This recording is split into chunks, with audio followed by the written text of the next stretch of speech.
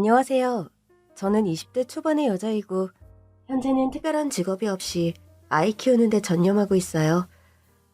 저희 아기가 무척 어리고 모유 아니면 아무것도 먹으려 들지 않는 까탈스러운 아기라서 형편이 어려운데도 못 딱히 직업을 구하기도 어려운 형편입니다. 미희야, 너 아기 나온 거 후회 안 해? 왜? 나 사는 게 너무 힘들어 보여서 후회할 것 같아? 아니, 내 말은 꼭 그런 게 아니라 네가 그래도 대학도 가고 싶어 했고 하고 싶은 것도 많았는데 이렇게 맨날 얘만 보고 있는 게 좀 안 돼 보여서.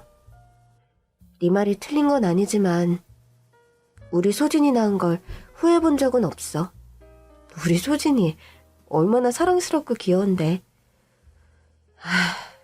네가 요즘 이렇게 힘들게 사는데 딱히 도움도 못 되고 미안하다. 이거 얼마 되지 않지만 생활비에 보탰어. 이게 뭐니? 야, 너도 아르바이트하며 힘들게 살면서 뭐 이런 걸 줘. 난 너처럼 딸린 애는 없잖아. 또 엄마 아빠랑 한 집에 사니까 생활비 드는 것도 아니고. 너도 등록금 번다고 힘들게 알바하는데. 고맙다, 정말. 그나저나 너 여기 미혼모 시설은 언제까지 있을 수 있는 거니? 나 말고도 여기 입소하고 싶어하는 사람들이 줄을 서 있어서 늦어도 다음 달까진 나가야 돼. 가 있을 곳은 있고? 뭐 알아봐야지 뭐. 친구에게 담담하게 말은 했지만 솔직히 당장 다음 달에 아기와 가 있을 곳이 제게는 없습니다. 어린 나이에 아기를 낳은 것도 평범한 일은 아닌데 왜 가 있을 곳조차 한 군데 없는 거냐고요? 제 가정사가요. 사실 좀 복잡하고 기구한 편입니다. 당신 대체 언제까지 이렇게 살 거야?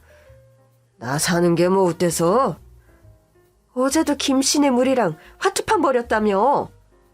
동네 창피해서 더는 못 살겠다 진짜. 여편 내가 남편 하늘에 사사건건 그리 토를 다니. 되려는 일도 안 되겠다. 말이 되는 소리를 좀 해. 사업망에 사람이 잠깐 비관하고 힘 빠질 수 있다 쳐. 그런데 언제까지 이렇게 살 거야? 매일 노름 아니면 술 마실 돈은 어디서 나서 매일 마시는 거냐고. 사람이 속이 상한데 그럼 술도 못 마시냐? 참, 아유, 말은 잘한다. 아빠 노릇 남편 노릇하면서 마시는 거면 내가 뭐라고 하겠니, 응? 돈 못 벌어오는 남편은 남편도 아니냐? 애비 자격도 없는 거야? 뭔가 할 노력이라도 하는 신용이라도 좀 해봐. 인생 나고자처럼 매일 술에 저러 노름판이나 쫓아다니는 거 애들 보기 부끄럽지도 않냐고. 안 부끄럽다 왜? 너 지금 식당 나가 돈 벌어온다고 나한테 유세 부리는 거지? 이런 식으로 사는 거 더는 못해. 나랑 애들이라도 제대로 살아야겠으니 우리 이혼해. 너가 뭐 이혼하자고 하면 바짓가랑이라도 붙들고 매달릴 줄 아냐? 뭐냐? 좋다. 이혼해. 까짓것. 당신한테 아무것도 바라는 거 없고 나 그냥 애들만 데리고 나가게 해줘. 미희는 당신이 절대 못 데려가.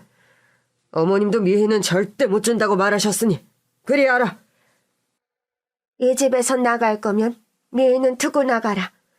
미희는 엄연히 우리 집 씨인데 네가 감히 못 데려간다. 미희가 아직 어린데 엄마인 제가 키워야지. 누가 키운단 말씀이세요? 넌 어차피 일 다니는 애가 아이를 키우면 뭐 얼마나 키운다고. 그래도 아이는 엄마가 키워야죠, 어머님. 네 입에서 나오는 어머님 소리 이제는 듣기 거북하구나. 나 아직 아픈데 하나 없고 미희 못 키울 바 아니야. 네 남편과 살기 싫어 이혼하는 거면 미희는 두고 가거라. 저희 아빠가요. 옛날에 사업을 하다 크게 실패한 후에 도박과 술에 빠져 가정을 등한시했다고 합니다. 이런 아빠를 엄마는 참아내지 못하셨고 이혼을 결심하신 거였죠. 할머니와 아빠가 저를 절대로 둘 수 없다고 하셔서 엄마는 저를 두고 이혼하신 거였죠. 할머니, 차라리 저를 엄마한테 보내지. 왜 고집 부려서 평생 아빠와 살게 만드셨어요? 미희야, 대체 그게 무슨 말이냐. 아무리 아빠가 마음에 안 들어도 그런 소리를 하는 건 아니다. 자식한테 본보기를 보이는 것까지는 바라지도 않아요. 교도소에서 출소한 지 얼마나 되었다고 또 노름판을 전전하냐고요. 네 아빠가 정신 못 차리고 사는 거 저 애가 다 나쁜 사람들에게 사기당해 사업 실패한 후에 저러는 건데 너라도 네 아빠를 이해해줘야지. 안 그러니? 대체 언제까지요? 나 편의점 아르바이트에서 모아둔 돈까지 싹 다 가져가서 노름판 돈으로 쓰는 아빠를 제가 어디까지 이해해야 하는 건데요? 미야, 그래도 너까지 아빠를 그리 박대하면 안 된다. 할머니, 박대라뇨. 할머니는 그럼 평생 제가 아빠 노름판 돈 벌어가며 아빠가 술 먹고 집안 때려부수는 거 매일 청소하며 살길 바라세요? 전 솔직히 자라오며 집안 분위기가 늘 지긋지긋했습니다. 도박 중독인 아빠는 정기적으로 교도소를 들락날락했고 시간이 갈수록 술을 먹고 난 뒤에 폭력적인 성향이 점점 짙어졌어요. 게다가 할머니는 아무리 아빠가 하나뿐인 아들이라지만 무조건 말도 안 되게 감싸기만 하는 분이셔서 중간에서 저만 늘 죽어나는 노릇이었죠. 제가 고등학교 2학년 때 할머니께서는 노안으로 돌아가셨고 할머니까지 돌아가신 마당에 전 아빠와 둘이 한 집에 살 자신이 결코 없었습니다. 해서 전 고등학교를 졸업하고 아르바이트해서 악착같이 모은 돈으로 바로 집을 나와 독립했고 혼자 살기 시작했습니다. 휴대폰 번호도 바꾸고 개명 신청까지 해서 아빠와의 모든 연락을 차단한 채 홀로 서기를 시작했던 거였죠. 학생은 대학교는 안 가? 사장님, 요즘은 굳이 대학 안 가고 자기 하고 싶은 일 일찍 시작하는 젊은이들도 많아요. 저도 그런 케이스고요. 그러게. 보니까 요즘 젊은이들은 꼭 대학에 집착하는 건 아니긴 하더라. 아르바이트하는 곳의 사장님들이 제게 그런 질문을 할 때마다 저는 쿨한 척 대학 갈 생각이 없어 아르바이트 중이란 얘기를 하곤 했지만 사실 저는 대학에 미련이 많았습니다. 너 웹툰학과 가고 싶어 했는데 대학은 아예 접었니? 지금 당장은 갈 형편이 안 되니까 돈 좀 모은 다음에 입시 준비도 하고 해야지 뭐. 너 정도면 실기 따로 학원 안 다녀도 될 정도로 그림도 잘 그렸는데. 아쉽다 야. 언제고 기회가 오겠지 뭐. 그렇게 편의점과 카페, 식당 등 각종 알바를 억척스럽게 하며 힘들게 살아가던 어느 날이었습니다. 여기 새로 오신 알바생인가 봐요? 네, 그런데요? 제가 여기 편의점 단골이라 알바생들 바뀔 때마다 바로 알아채는 편이거든요. 네, 그러시군요. 가끔 보면 구석에 앉아서 그림 같은 거 자주 그리시던데 그 분야 전공하세요? 아니 뭐 딱히 그런 건 아니고요. 죄송해요. 제가 몰래 보려고 해서 그런 건 아닌데. 아까 잠깐 화장실 가셨을 때 테이블 위에 그쪽이 작업한 태블릿 보고요. 혹시 뭐 웹툰 쪽 일 하시나 생각했어요? 벌써 웹툰이라는 사람은 아니고요. 웹툰 일 하고 싶은 사람이긴 하죠. 아직은 지망생이라는 말이 맞고요. 아, 그러세요? 전 그림체도 좋고 스토리도 재밌어서 전업 작가신 줄 알았어요. 그 정도까지는 아닌데. 남자친구는 제가 일하는 편의점의 단골 손님이었고 그 동네에서 혼자 자취하며 사는 대학생이었습니다. 그는 대학에서 시각 디자인을 전공했는데 저와 관심 분야가 겹쳤고 대화가 잘 통하는 유쾌한 사람이었습니다. 편의점에 매일 하루에 한 번은 들러서 끼니를 때우거나 맥주를 마시고 갔는데 그러다 보니 저와 자연스럽게 가까워졌고 사귀는 사이가 되었어요. 혼자 사는 거 외롭고 힘들지 않아? 우리 각자 따로 사느니 동거하면 월세도 아끼고 생활비도 세이브 될 것 같은데? 동거를 하자고? 그러기엔 우리가 너무 어리고 게다가 오빠네 집에서 동거하는 거 허락하시겠어? 우리 부모님이 동거하는 거 알 일이 뭐가 있어? 내가 부모님 뵈러 내려가지 서울 오실 일 거의 없는 분들인데. 아무리 그래도 벌써 동거를 하는 건 좀... 네가 매달 월세 마련하느라 동동거리며 사는 거 보기 안쓰러워서 그런다. 우리 집에 네가 들어와 살면 너 최소한 월세는 세이브 될 거 아니야? 관리비나 생활비 같은 거 너한테 나 일체 받을 생각 없어? 정말 나랑 한 집에서 같이 살고 싶어? 당연한 거 아니야? 매일 저녁에 너하고 헤어져 집에 혼자 들어가는 거 얼마나 삭막하고 아쉬운데. 너 월세 안 나가면 그 돈으로 입시학원 다닐 수도 있고 좋지 않아? 전 그렇게 남자친구와 동거를 시작하게 되었고 얼마 안가 예정이 없던 임신을 하고 말았습니다. 오빠, 큰일 났어. 임신 테스트기가 2줄이야. 어쩌지? 힘 철저하게 했는데 왜 이런 일이... 우리 앞으로 어떻게 해? 대체 앞으로 어떻게 사냐고. 미희야, 우리 이왕 이렇게 된 거 그냥 좀 긍정적으로 생각하자. 어차피 대학 졸업하면 우리 결혼하기로 했는데 좀 당겨졌다 생각하는 거야, 응? 지금 결혼이 문제가 아니잖아. 우리가 무슨 능력이 있어서 아기를 키울 건데? 솔직히 지금 내 능력으로 무리야. 그렇다고 너하고 나한테 찾아온 새 생명을 포기하고 싶지도 않다. 대책도 없이 그런 말만 하면 어쩌자는 거야. 나 고향 내려가서 부모님 만나고 올게. 솔직하게 말씀드리고 도움 받아야지. 지금은 그 방법밖에는 없는 것 같다. 부모님이 이 모든 상황을 과연 허락하실까? 정말 너무 걱정된다. 미희, 넌 일단 아무 걱정 말고 몸조리 잘하고 있어. 부모님 잘 설득하고 바로 서울로 돌아올게. 알았지? 그렇게 신신당부를 하고 부모님을 뵈러 고향으로 떠난 남자친구였습니다. 그런데 그게 남자친구와의 마지막이 될 거라곤 그때는 전혀 알지 못했죠. 박미희 씨 핸드폰 맞습니까?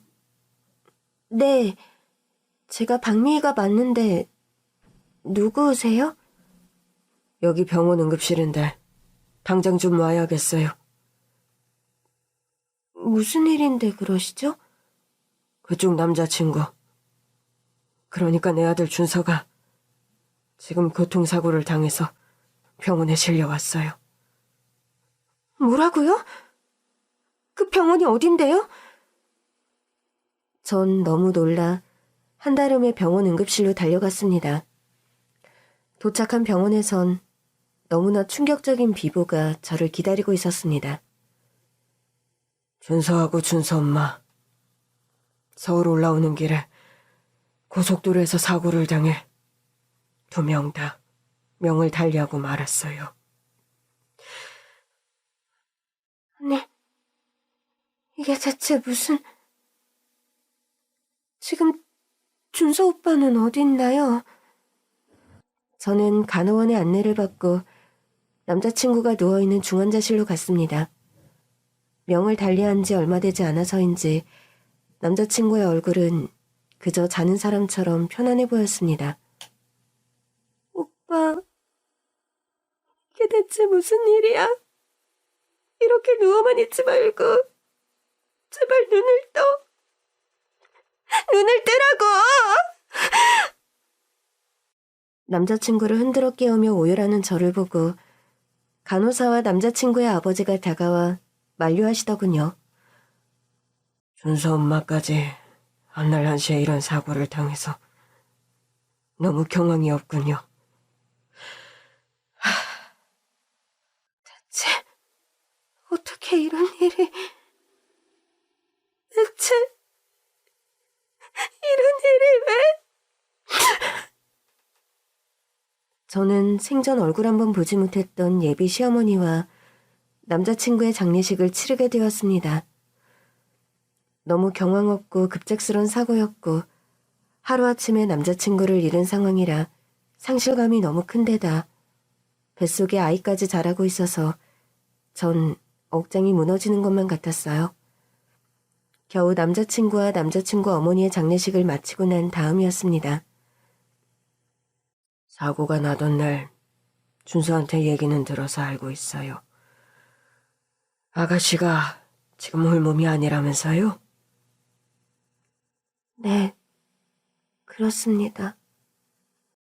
저는 남자친구의 아버지를 보며 거의 기어들어가는 목소리로 대답했습니다.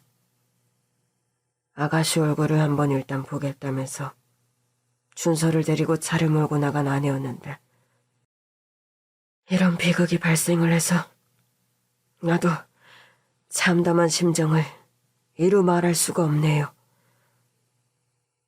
죄송합니다. 저희가 이런 일을 만들지 않았더라면 이런 사고도 나지 않았을 텐데. 아가씨를 타박하려고 꺼낸 말이 아니에요. 사실 나 역시 아가씨에게 설명해야 할 여러 가지 사정들이 있어요. 사정이라면 무슨 말씀이신지요? 준서는 내 친아들이 아니에요. 준서 엄마와는 준서가 고등학교 때 재혼을 해서 준서에게 나는 새아빠였다는 말을 하는 겁니다. 네. 남자친구에게 한 번도 들어본 적 없는 가정사였기에 저는 또 한 번의 충격을 받고 말았습니다. 이런 상황에서 아가씨에게 참 못할 말이지만 내가 준서 친아빠도 아닌 마당에 아가씨와 그 뱃속의 아기까지 책임질 수 없다는 말을 하는 거예요. 저 역시 어떤 책임을 물으려고 여기 찾아온 것은 아니었습니다. 장례는 아기 아빠 장례이기에 당연히 참석을 한 거고요. 내가 뭘 아가씨를 타박하려던 게 아닌데 말을 할수록 뭔가 오해가 생기는 것 같군요. 저 이거 큰돈은 아니지만 받으세요. 이게 무슨 돈인가요? 이렇게 된 마당에 아기를 낳을지 말지는 아가씨 선택이겠지만 일단 이 돈을 가지고 앞으로 몸이라도 좀 주스르라고요. 저는 그 남자, 그러니까 남자친구의 새아빠가 건네는 돈 봉투를 보고 한참을 고민했습니다. 받아야 하나 말아야 하나. 자존심을 생각하면 받고 싶지 않은 돈이기도 했지만 현실은 목구멍이 포도청이었죠. 게다가 전 그런 상황이었음에도 아기를 포기할 생각이 없었습니다. 감사합니다. 저는 그렇게 짧게 인사하고 그 돈 봉투를 받아들고 뒤돌아보지 않고 남자친구의 새아빠와 헤어져 집으로 돌아왔습니다. 당장 남자친구도 남자친구의 어머니도 명을 달리하고 보니 정말 세상천지 뱃속의 아기와 저는 기댈 곳이 하나 없는 신세가 되어버린 거였죠. 미희야, 너 지금 이 상황에서 아기 낳는다는 거 너무 무리한 결정 아니니? 그래도 사랑하는 오빠와의 사이에서 생긴 아기고 내 아기인데 포기할 자신은 나 더 없다. 당장 생활비도 없는데 어쩌려고 그래. 오빠 새아빠라는 사람한테 약간의 돈을 받았어. 그거면 아기 낳을 때까지 어찌어찌 살아갈 수 있을 것 같아. 그렇다 해도 아기 낳은 다음엔, 그 다음엔 어쩌려고 그래. 친구는 저의 상황을 무척 걱정했고 저와 함께 이것저것 미혼모 시설들을 알아봐 주었습니다. 해서 아기를 출산할 때까지 머무를 수 있는 지금의 미혼모 시설에 입소하게 된 것이었죠. 우리 사촌 언니가 사회복지사인데 네 상황을 얘기했더니 여기 시설을 소개시켜 주셨어. 고마워, 미란아. 너 아니었음 나 정말 큰일 났을 거야. 일단 당장 급한 불은 껐으니까 아기 낳을 때까지 몸 잘 챙기고. 그렇게 친구와 친구 사촌 언니의 도움으로 미혼모 시설에 입소해 아기를 무사히 출산하게 되었습니다. 제대로 된 준비 없이 누구 하나 응원하고 도와주는 가족 한 명 없이 저는 몹시 추운 겨울 어느 날 딸아이를 출산했어요.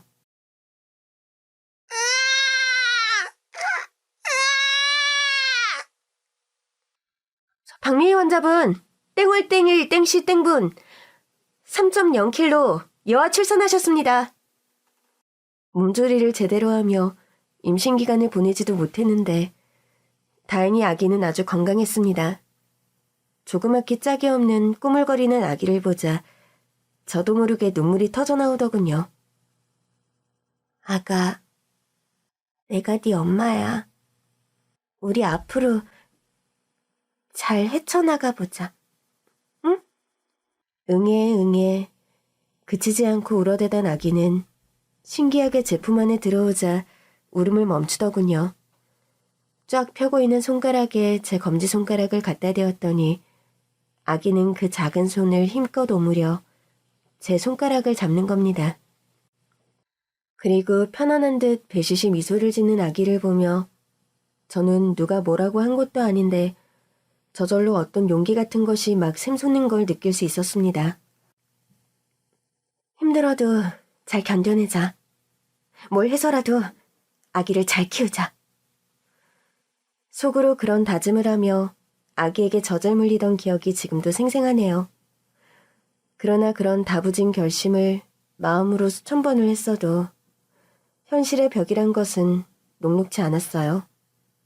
혼자 몸으로 아기를 키운다는 것은 생각했던 것보다 훨씬 힘들고 고된 일이었습니다. 박민 씨, 다음 주면 입소 만료일인데 갈 곳은 정해졌나요? 제가 갈 곳이 정해지더라도 한동안 아기 때문에 일하기가 힘든데 조금만 더 사정을 봐주시면 안 될까요? 이미 연장을 3번이나 해드려서 더는 사정을 봐드리기 곤란하네요. 죄송합니다. 전 친구에게 돈을 빌리고 제가 가능한 선에서의 최선치의 대출을 받아 겨우 반지하 원룸을 하나 얻을 수 있었습니다.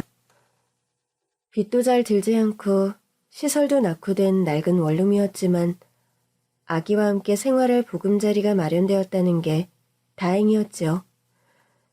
그런데 문제는 금방 동이 나버린 생활비였죠. 엄마가 일을 하려면 네가 분유도 먹고 그래야 하는데 이렇게 엄마 젖만 먹으려 들면 엄마가 어떻게 일을 구하니? 응?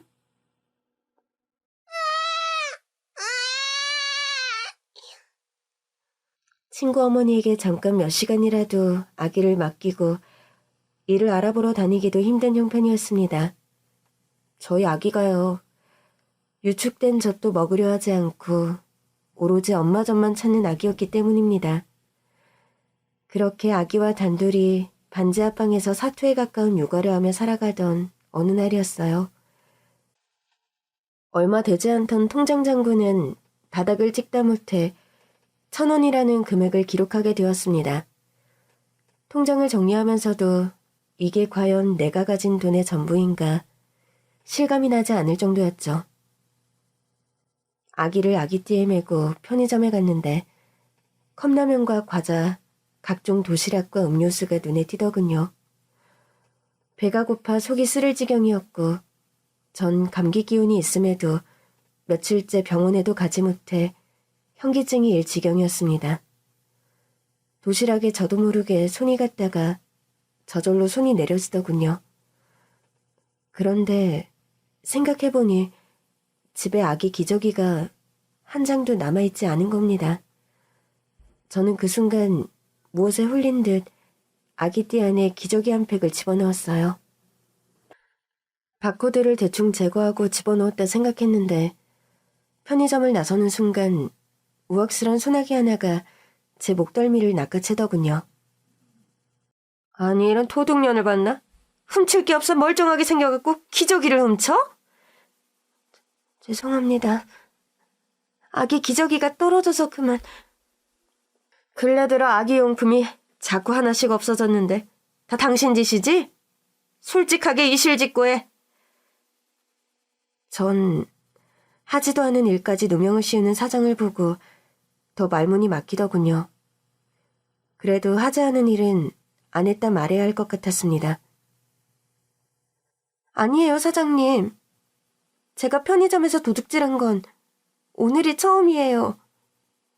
저 이전에는 이런 짓 해본 적 한 번도 없어요. 정말이에요. 도둑이 지가 도둑이라 말하는 거 한 번도 못 봤거든. 여기서 길게 실랑이 할 게 아니라 경찰서 가서 얘기하자고. 사장님, 제발 저 한 번만 봐주세요. 네? 보시다시피 아기가 너무 어린데 기저귀 값이 없어서 그만.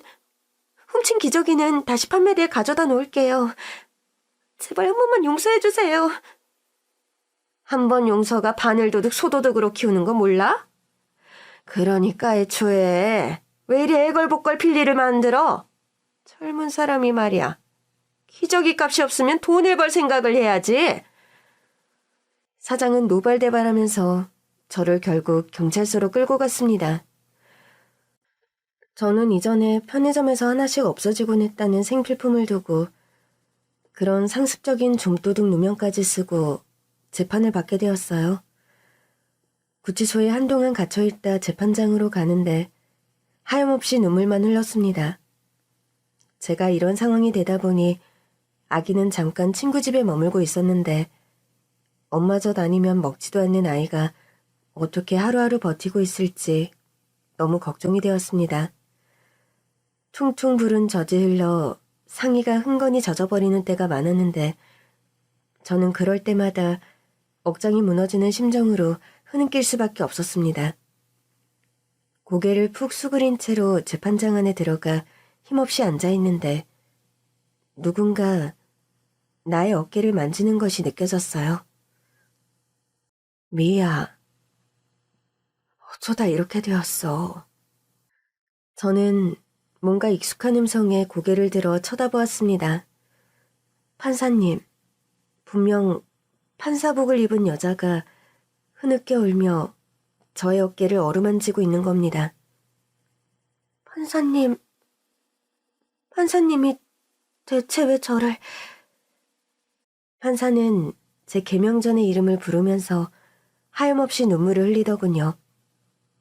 고개를 들어 판사님 얼굴을 제대로 본 순간 전 너무 놀라 졸도할 뻔했습니다. 저를 보며 흐느끼는 판사님은 옛날에 부모님이 이혼하며 헤어진 저의 이부 언니였던 겁니다. 재화 언니가 어떻게 여길... 미희야, 대체 너 이름까지 바꾸고 왜 이러고 살아? 거짓말 한 번 할 줄 모르고 도둑질에 도자도 모르던 네가 기저귀 훔친 자범으로 재판을 받다니 이게 무슨 일이야? 재판 과정을 일단 마무리하고 난 뒤 언니와 저는 긴 얘기를 나누게 되었습니다. 오랜만에 만난 재화 언니에게 저는 그간 살아온 사정을 모두 털어놓았어요. 전화번호는 왜 그리 자주 바꿨니? 얼마 전에 네가 이름까지 바꿔버리는 바람에 널 도무지 찾을 수가 없었다. 미안해요, 언니. 언니, 알다시피 내가 아빠와 연락을 안 하고 지내고 싶어서 어쩔 수 없이 내 행방 주변 가족들에게 다 감추고 지내왔어요. 아기 낳았다면서. 아기는 지금 어디 있어? 내가 지금 이런 꼴이 되는 바람에 우리 불쌍한 아기는 지금 친구 집에 잠시 맡겨져 있어요. 우리 아기가 제 젖 아니면 아무것도 먹지 못하는 앤데 어쩌고 있나 너무 걱정돼요. 네가 이러고 사는데 아기 아빠란 사람은 어디 있니? 그 사람 불의의 사고로 아기가 태어나기도 전에 병을 달리하고 말았어요. 뭐? 아기 아빠가 이 세상 사람이 아니라고? 네. 우리가 예정이 없던 임신을 하는 바람에 아기 아빠도 대학생이었거든요. 부모님께 도움 청한다고 시골 내려갔다가 어머니 모시고 서울 올라오는 길에 교통사고를 당해서 그만. 대체 무슨 이런 말문이 막히는 경우가 다 있니?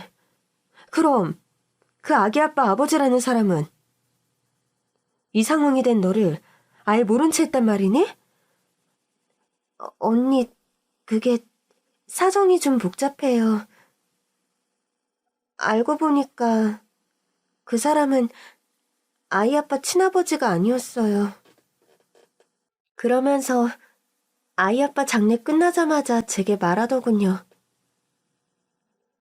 저와 아기를 책임져 줄 수 없다고요.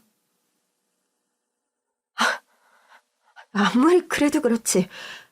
기댈 곳 없는 너를 이런 식으로. 이제 긴 말할 것 없다. 앞으로 아무 걱정하지 마. 이 언니가 앞으로는 너와 아기를 지켜줄 거니까. 언니는 그렇게 말하며 이제야 나를 찾게 된 것을 몹시 미안해했습니다. 사실 재화 언니와 저는 부모님이 이혼하시기 전까지 한 집에 살았었습니다. 엄마와 아빠는 결혼하실 때 이미 두 분 다 한 번 이혼한 경험이 있었고 재혼을 해서 가정을 다시 꾸리신 거였죠. 엄마는 아빠와 결혼하며 전 남편 사이에서 낳은 재화 언니를 데리고 온 거였고요. 언니, 우리 간식으로 달고나 만들어 먹으면 안 돼? 엄마가 하시면 혼낼 텐데. 언니, 오늘 엄마 늦게 들어오시는 날이잖아. 달고나가 많이 먹고 싶어? 응, 언니 며칠 전부터 너무 먹고 싶어 죽겠어. 오늘은 별 모양으로 만들어줘, 응? 그래, 뭐, 알았어. 조금만 기다려. 별 모양도 만들고 물고기 모양도 만들자. 언니, 달고나가 엄청 예쁘게 됐어. 물고기랑 별이랑 이건 달린 모양이네. 미희 너는 무슨 모양으로 먹을래? 고민 좀 해보고 무슨 모양으로 먹을까? 너희들 부엌에서 장난하지 말라고 했는데 또 달고나 해 먹었니? 엄마, 오늘 늦게 오신다 했는데. 미희 너 언니한테 또 달고나 해달라고 또 졸랐지? 엄마가 이빨 썩는다고 이런 거 먹지 말라고 몇 번을 말해. 엄마, 미희는 잘못 없어요. 제가 먹고 싶어서 해먹자고 했어요. 혼내지 마세요. 아유, 넌 언니가 돼서 동생을 가르쳐도 모자를 파네. 다 큰 애가 달고나가 뭐야? 엄마에게 혼이 날 일이 생길 때에도 늘 언니는 나서서 저를 감싸주었습니다. 엄마는 그 당시에도 가정일을 등한시하는 아빠를 대신해서 식당 일을 다니신다고 늘 바쁘고 피곤한 상태였고 신경도 많이 날카로우셨죠. 그런 엄마를 대신해서 저를 엄마처럼 살갑고 따뜻하게 챙겨주는 언니였어요. 엄마, 학예회 때 부채춤 춰야 하는데 그때 입는 한복 사야 한대요. 미야, 이번 달엔 엄마가 생활비가 너무 부족해서 한복 사기가 힘들다. 미안하지만 부채춤 말고 다른 거 하겠다고 선생님께 말씀드려라. 나 부채춤 추고 싶단 말이에요. 한 번 입고 버릴 부채춤 한복을 사서 뭐하게 해? 설이나 추석에 입는 제대로 된 한복도 아니고. 하교회 때 다른 거 해도 된다고 엄마가 알림장도 받았어. 하교회를 앞두고 복장에 드는 돈이 부족했던 엄마는 제게 그런 말씀을 하셨고 전 부채춤이 추고 싶어서 병이 났죠. 그렇게 엄마에게 심통을 부리며 살던 어느 날이었어요. 미희야, 잠깐 거실로 나와볼래? 전 언니의 말을 듣고 거실로 나갔고 거실 바닥에는 부채춤을 출 때 입는 치마가 짧은 한복이 놓여 있었습니다. 언니, 부채춤 한복 이거 어디서 났어? 언니가 동대문 시장 가서 사왔지? 너 입으라고. 언니가 무슨 돈이 있어서. 몇 년 동안 모은 돼지 저금통 털었지 뭐. 언니, 그거 책상 새로 산다고 모으던 거잖아. 책상이야. 참고 좀 더 오래 쓰면 되지만 이 옷 없으면 넌 하교회 때 부채춤을 못 추잖아. 안 그래? 언니, 정말 고마워. 나 하교회 때 이 옷 입고 최고로 잘 출 수 있을 것 같아.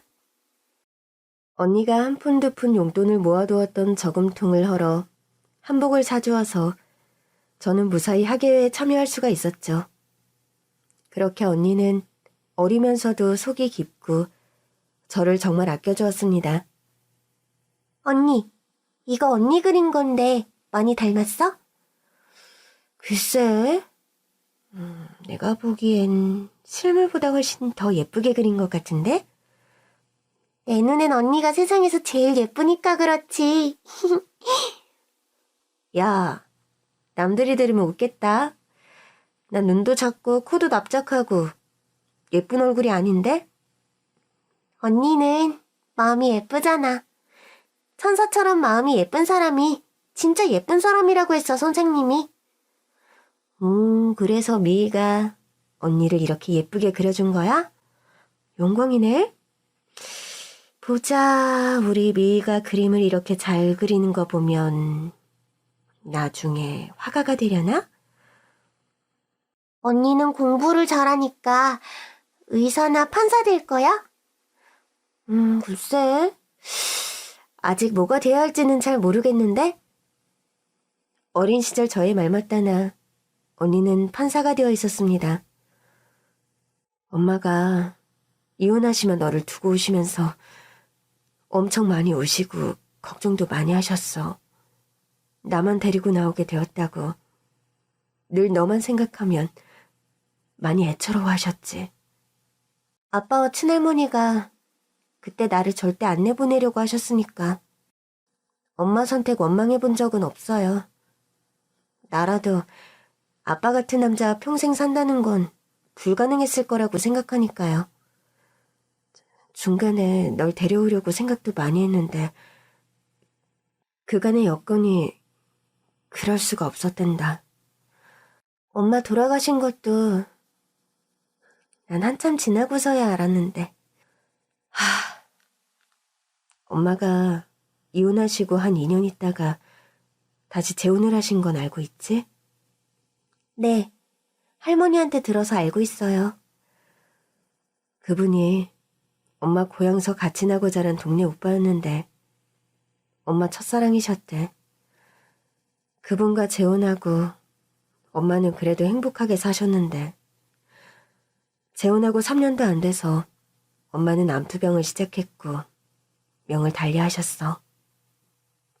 엄마 장례식에는 나를 좀 부르지 그랬어요.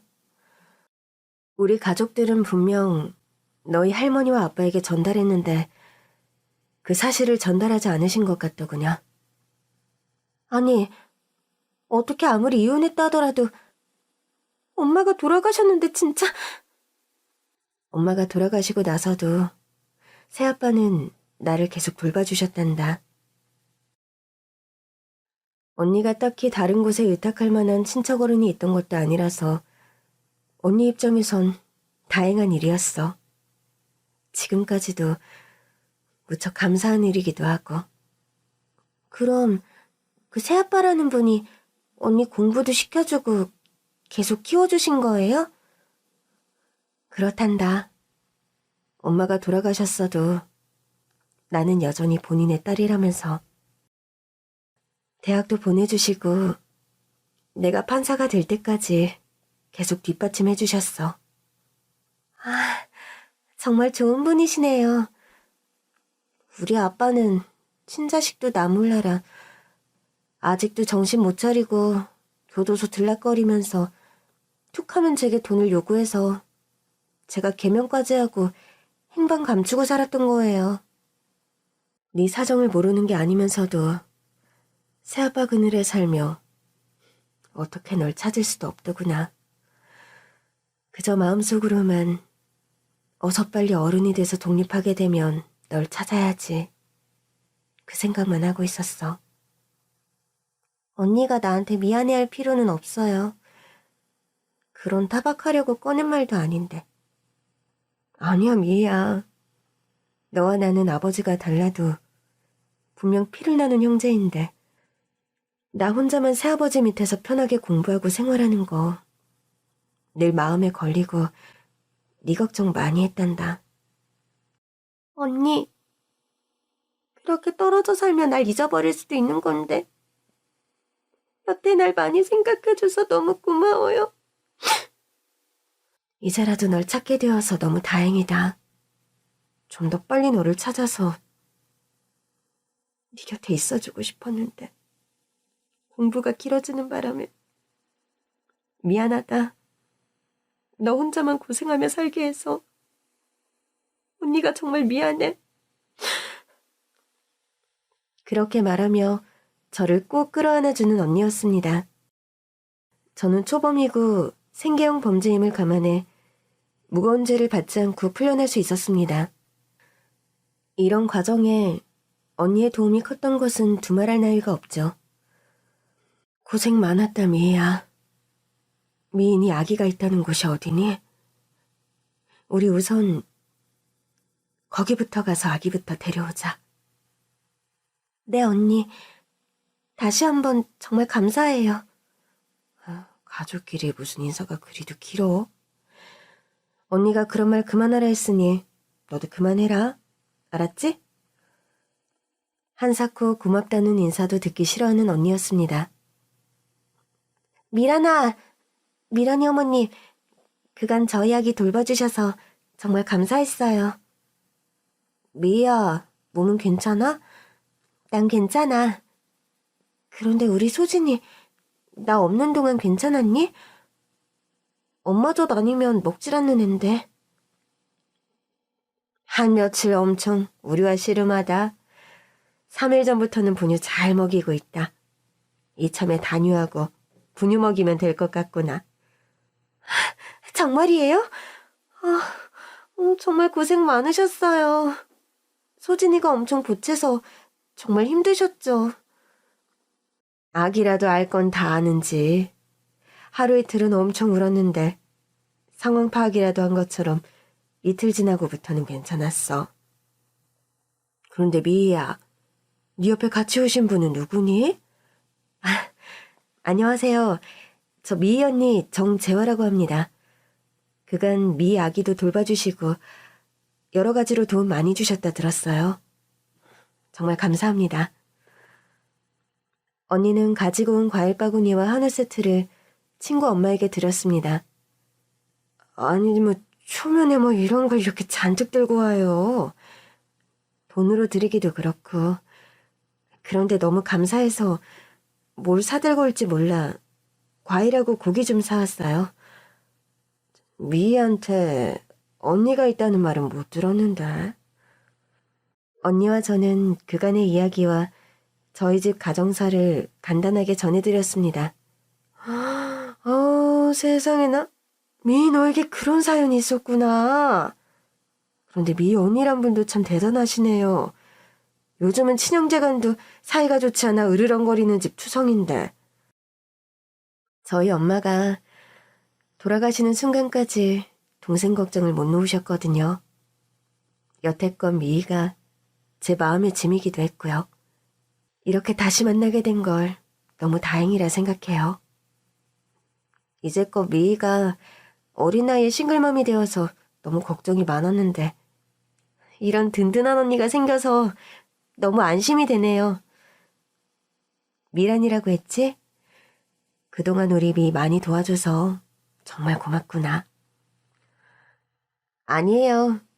미희는 저한테 세상에서 제일 친한 친구라 옆에서 힘들게 사는 거 보기 안타까웠는데 언니를 만나서 정말 다행이에요.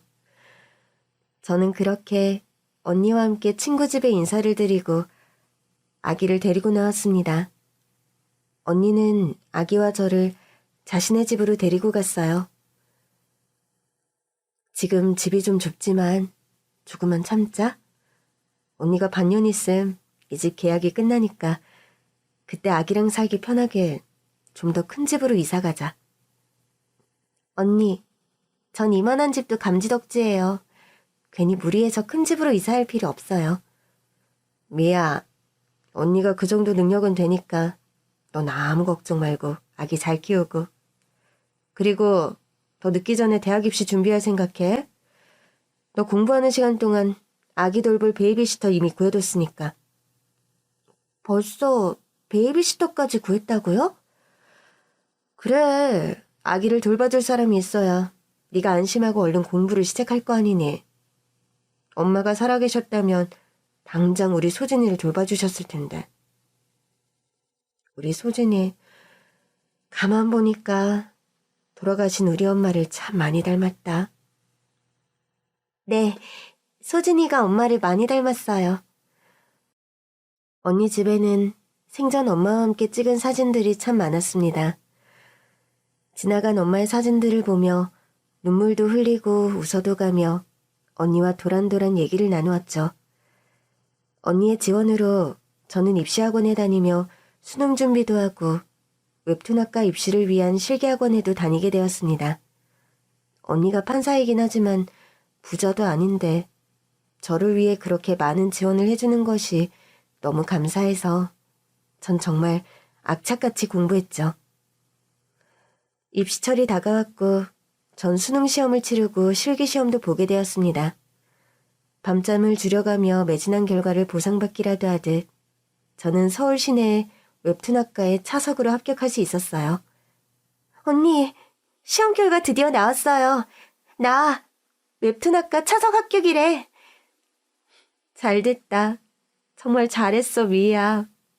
말은 안 했지만 네가 독하게 공부하는 거 보면서 단번에 합격할 줄 알았어. 소진아, 엄마 대학생 된다? 소진이 너도 좋지? 전 아기를 품에 안고 덩실덩실 춤을 추었습니다. 너무 기분이 좋으니 저절로 그렇게 아기를 안고 춤까지 추게 되더군요. 그때였습니다. 휴대폰으로 모르는 번호로 전화가 온 것은요. 여보세요? 여기 무용고시신 안치센터입니다. 신원조회 결과 박승원 씨 따님 박미희 씨로 나와서 연락드렸어요. 박승훈 씨가 저희 아빠 맞는데 무슨 일이시죠? 얼마 전 길거리에서 심장마비로 쓰러지셔서 명을 달리하셨습니다. 오셔서 시신 확인하시고 장례 절차 밟으셔야 할 것 같아서 연락드렸습니다. 전 너무 황망한 소식에 자리에 털썩 주저앉고 말았습니다. 언니가 다가와 자초지종을 물었고 당장 언니와 함께 연락받은 곳으로 갔습니다. 생전 그렇게 원망하고 연을 끊고 살아가던 아빠였지만 막상 싸늘한 주검이 되어 누워있는 모습을 보자 마음이 무척 아프더군요. 아빠, 눈 좀 떠보세요, 아빠. 이런 식으로 돌아가시는 건 아니잖아요. 오해라는 저를 끌어안아 다독여주는 언니였습니다. 미야, 네가 긴 말하지 않아도 아버지는 네 진심이 어떤 건지 잘 아실 거야. 이럴 줄 알았으면 너무 매정하게 그렇게 집 뛰쳐나와서 연락 끊는 게 아니었는데 네 입장에서는 어쩔 수 없는 일이었어. 아버지가 어떤 상황이었는지 언니가 모르는 바도 아니고. 아무도 너 원망하거나 뭐라 할 사람 없다? 그건 아마 아버지도 마찬가지이실 거야. 아빠, 그래도 미안해요. 내가 너무 매정했어요. 언니의 도움으로 무사히 아빠의 장례 절차를 치를 수 있었습니다. 상주가 너 하나인 줄 알았는데 그래도 언니가 있어 다행이구나. 저 근래에 연락하고 살게 되었다며? 지금 언니 집에서 함께 살고 있어요. 네가 낳았다는 그 어린 딸과 함께 말이냐? 네, 언니가 저도 제 딸도 거두어 주셔서요. 친언니도 쉽지만은 않은 일인데 네 언니 참 대단하고 좋은 사람이구나. 너와 계속 한 집에 부대끼며 산 것도 아닌데 말이야. 원래 미이모친도 정이 많은 사람이었잖아. 성품도 따뜻하고 의리도 있고. 아마 언니가 네 엄마 성정을 많이 닮은 모양이다. 어린 나이에 남편도 없이 혼자 애 낳고 고생한다는 얘기 들었는데 언니를 만나 잘 살게 되었다니 참 다행이네. 사람들은 모두 언니를 두고 그런 덕담들을 했습니다. 모두가 다 맞는 말씀들이었기에 전 잠자코 그런 얘기들을 경청했죠. 제가 대학에 입학하고 여름방학이 다가올 때쯤 저희 가족은 이사를 하게 되었습니다. 이제 방이 2개 더 생겨서 소진이 방 따로 만들어줄 수 있겠다. 언니, 너무 무리해서 큰 집으로 가는 거 아니에요? 아니야.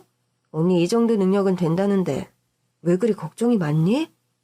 그리고 사실 새아버지께서 언니에게도 약간의 재산을 상속해 주셔서 이번에 이사 가는 집은 자가로 매매하게 되었어. 아, 그런 사정이 있었구나. 정말 잘 됐어요, 언니. 나 솔직히 너와 소진이 데리고 사는 거 새아빠에게 어떻게 말씀드려야 하나 좀 고민이 있었는데 말씀드리자마자 너무 흔쾌히 잘 이해해 주셔서 참 감사하더라. 저도 그게 좀 걱정되긴 했었어요. 혹시라도 저와 소진이와 함께 사는 걸 탐탁치 않게 여기실 수도 있는 거니까. 나도 그걸 좀 걱정했는데 역시 내가 우리 새아빠를 오해한 거더라. 너와 소진이와 함께 살고 싶다니까 언니 역할 잘한다면서 되려 날 칭찬해 주셨어. 언니 새아빠라는 분 정말 인격적으로 훌륭하고 좋으신 분 같아요. 인정? 그 말은 언니도 진짜 100% 인정. 옛날에 엄마 돌아가시고 내가 심정적으로 안절부절 못하니까 딱 그런 말씀하셨어. 뭐라고 하셨는데요? 다른 사람들 쓸데없이 짓거리는 말들 귀담아 들을 필요 없다고. 하늘이 두 쪽 나도 땅이 갈라져도 난 아빠의 딸이라는 거 변하지 않을 거라고 말이야. 엄마 살아생전 언니의 새아버지와 엄마는 부부금슬 또한 각별하셨다고 합니다.